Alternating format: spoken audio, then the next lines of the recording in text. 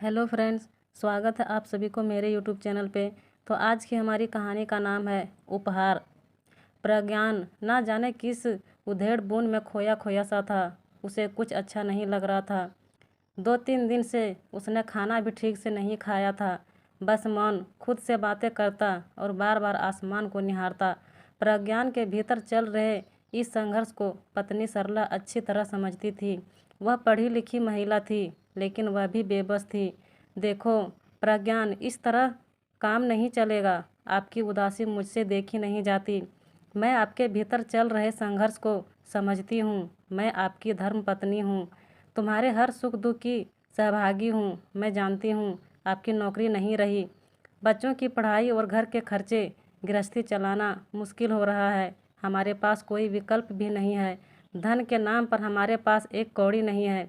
रक्षाबंधन का त्यौहार करीब है। मीना दीदी कल आपको राखी बांधने आएंगी, लेकिन आपके पास उन्हें देने के लिए कुछ भी नहीं है। जब तक बाबूजी थे वे हमें संभालते रहे, लेकिन अब वे इस दुनिया में नहीं रहे। सरला जी एक गहरी सांस ली और बुझी निगाहों से उसकी ओर देखा। मैं सब समझती हूँ प्रज्ञान, लेकिन आप चिंता मत करिए, सब ठीक हो जाएगा। आप इतने उदास मत होइए। आपकी उदासी मुझसे देखी नहीं जाती। सरला की आवाज़ में एक दर्द था, एक पत्नी का दर्द। आप मेरी ज़िंदगी और मेरी उम्मीद हैं। आपका विचलित होना मुझे अंदर से तोड़ता है। आज जब हमारा बुरा वक्त आया तो हमें कोई नहीं पूछता। मुझे आज भी याद है, मेरे बाबूजी के इस दुनिया से जाने के बाद मायके की स्थिति खराब हो गई थी। आपने मेरे मायके की गिरी हालत को अपनी सूझबूझ से संभाला और आज आपकी वजह से ही वे कहाँ से कहाँ पहुँच गए। आपके सहयोग की वजह से ही आज मेरे भाई सफलता की ऊंचाइयों पर है। पर आज उन्हें अपनी दीदी और जीजा चूसे हुए गन्ने की तरह लगते हैं। सरला का स्वर निराशा से भर गया। आपने मेरे भाइयों के लिए क्या कुछ नहीं किया, लेकिन मेरे हालात पर आज किसी को भी तरस नहीं आता। कहते हैं नज़र से दूर तो दिल से भी दूर। लोग एक कॉल भी नहीं करते। भाभियाँ कॉल उठाने से कतराती हैं, कहीं सरला उनसे कुछ मांग न ले। पर लोग यह भूल जाते हैं, अगर सुख एक जगह टिक कर नहीं रहता तो दुख भी एक जगह टिक कर नहीं रहता।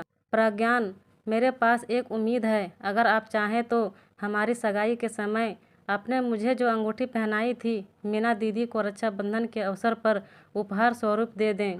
लेकिन सरला, तुम्हारे तो सारे आभूषण मेरी नौकरी छूटने के बाद गृहस्थी चलाने के लिए बिक गए थे। यह एक अंतिम निशानी बची है, वह भी नहीं। नहीं, ऐसा नहीं हो सकता। मैं ऐसा नहीं कर सकता। प्रज्ञान ने अपने आप को इतना लाचार कभी महसूस नहीं किया था। उसके चेहरे पर दर्द की लकीरें उभर आई। सरला ने उसके हाथों को अपने हाथों में लेकर कहा, आपकी खुशी से बढ़कर मेरे लिए अंगूठी नहीं है। प्रज्ञान गहरी सोच में डूब गया। सरला, मेरी बहन मेरी मीना बहुत समझदार है। वह हमारे हालात के बारे में सब कुछ जानती है। मैं सब संभाल लूँगा, तुम चिंता मत करो।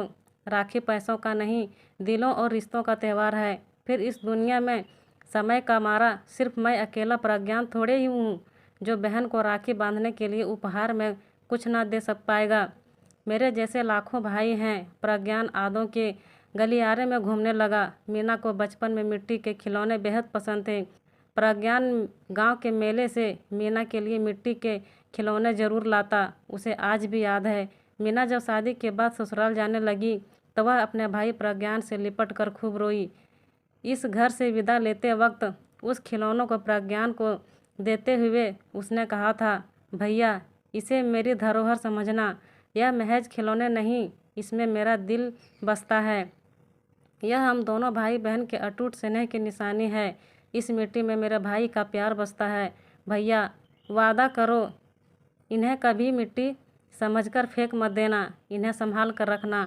एक दिन तुम्हें मेरी इस धरोहर को लौटाना होगा। यह तुम्हारी बहन की थाली है।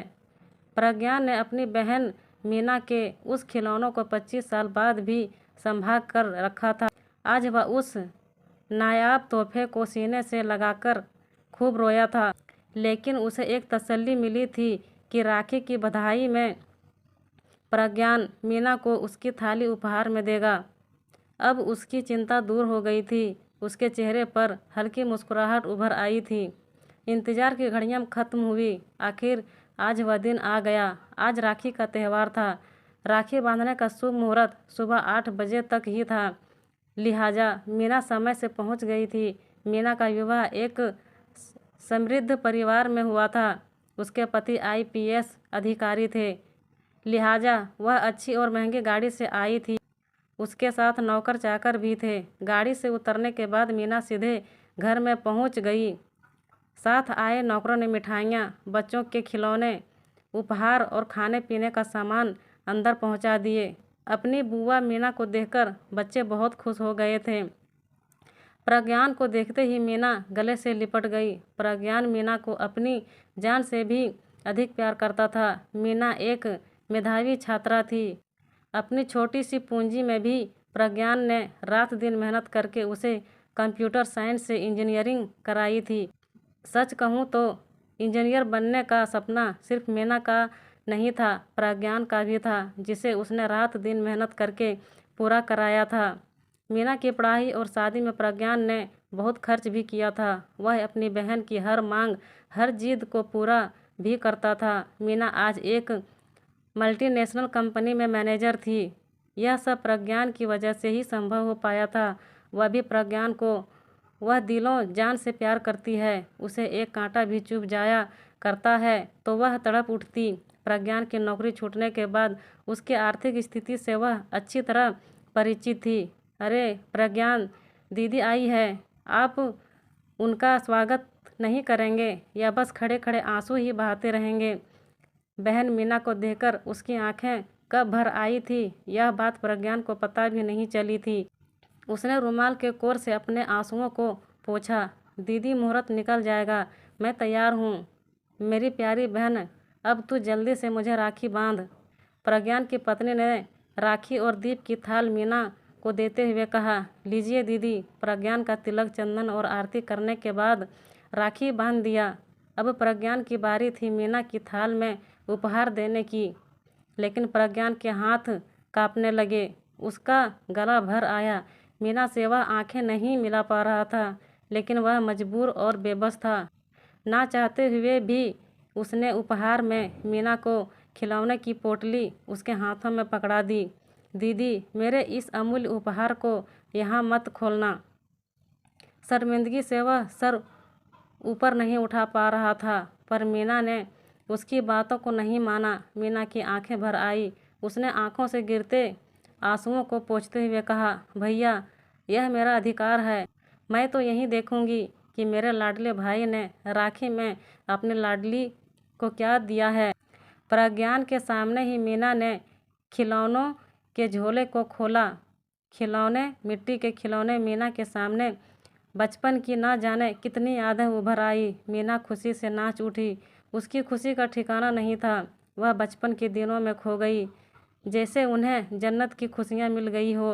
उन खिलौनों को वह बार बार चूम रही थी, जैसे उसे दुनिया का सबसे श्रेष्ठ उपहार मिल गया हो।